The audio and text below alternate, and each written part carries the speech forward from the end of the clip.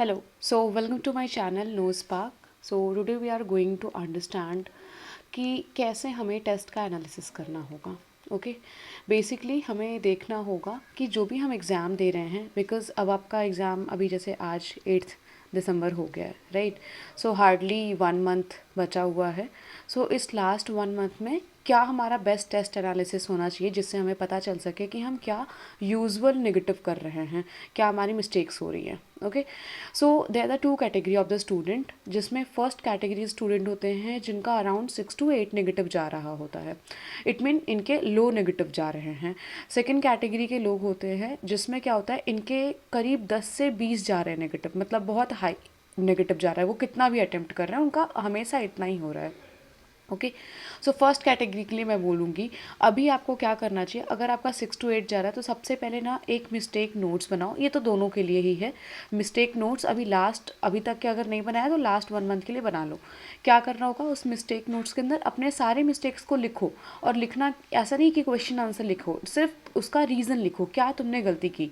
मतलब कोई एक रिफर्ड आंसर है और तुम्हारा आंसर है, दोनों में डिफरेंस क्या है, तुमने लैग कहाँ किया है, वो चीज़ तुम्हें एग्जैक्टली लिखनी है. सो जैसे फर्स्ट पॉइंट पे तुमको लगा कि मेरी सिली मिस्टेक थी, मतलब मेरे को आता था बट कहीं और हमारा दिमाग था, तो वो सिली मिस्टेक्स हमने कर दिया. ठीक, अब उसके बाद उसका जो मेन आंसर है वो लिख दो. सिर्फ आंसर लिखना, 1 लाइनर वाला टाइप का, क्वेश्चन नहीं लिखना है. सेकेंड चीज़, लेट सपोज तुमने कोई कैलकुलेशन मिस्टेक कर दी, कोई लेट सपोज यूनिट का कन्वर्जन अच्छे से नहीं कर पाए, तो वो सारी चीज़ें यहाँ कैलकुलेशन मिस्टेक लिख के यहाँ पे वो यूनिट का कैसे कन्वर्ट करते हैं वो ज़रूर लिख लेना. तो ऐसे ही करके अपने सारे पॉइंट को क्लियर करो.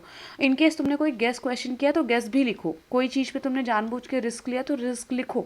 तो उससे ओवरऑल तुम्हें समझ में आएगा कि तुम मेजर जो होता है, और अक्सर होता है सभी के साथ होता है कि मेजर जो हमारे मिस्टेक्स होते हैं ना, वो ऐसे होते हैं कि हमने गेस ले लिया, हमने रिस्क ले लिया, हमको श्योर नहीं था फिर भी हमने वो टिक कर दिया, राइट.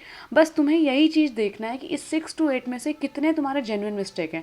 तो आइडिया लगेगा तुम्हें कि हार्डली 4 तुम्हारे जेन्युइन मिस्टेक हैं, मतलब जैसे सिली मिस्टेक, कैलकुलेशन मिस्टेक.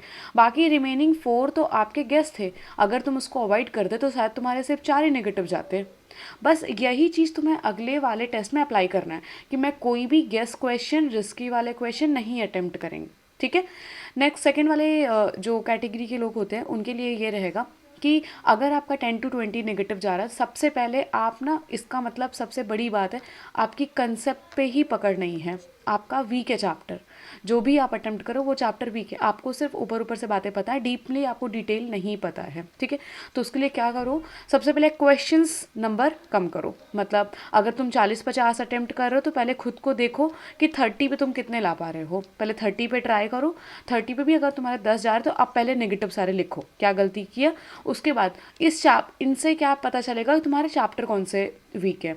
तो जैसे क्या करना है, एवरी संडे तुम्हें टेस्ट देना है. तो लेट सपोज इस बार संडे को टेस्ट दिया तुमने, तुमको आइडिया लगा कि मेरे 3 चैप्टर बहुत ज़्यादा ही ख़राब है, हालांकि और भी वीक होंगे, बट 3 को या 4 को तुम उठाओ कि इस हफ्ते में 4 चैप्टर को बढ़िया से कवर अप करूँगा.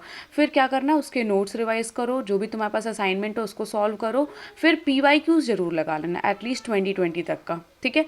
इतना काम करने के बाद अब जाके टेस्ट देना और 30 ही अटेम्प्ट करना, पहले से बेटर मार्क्स आएगा. ठीक. जैसे ही 30 पे तुम्हारे होल्ड होने लगे कि तुम हार्डली 5 से 6 नेगेटिव कर रहे हो, फिर से क्वेश्चन नंबर तुम जंप करना. ठीक, अभी तुरंत नहीं जंप करना है.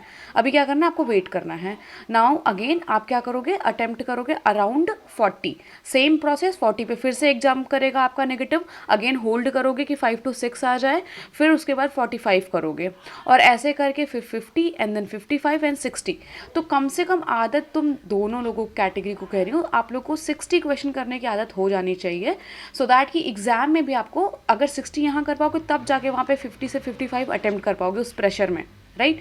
सो ये एक तरीका है जिससे आप बेस्ट एनालिसिस कर सकते हो. And try to do it, and अभी से स्टार्ट करो सो दैट कि 1 महीने में आपका बेस्ट बेनिफिट दिख सके.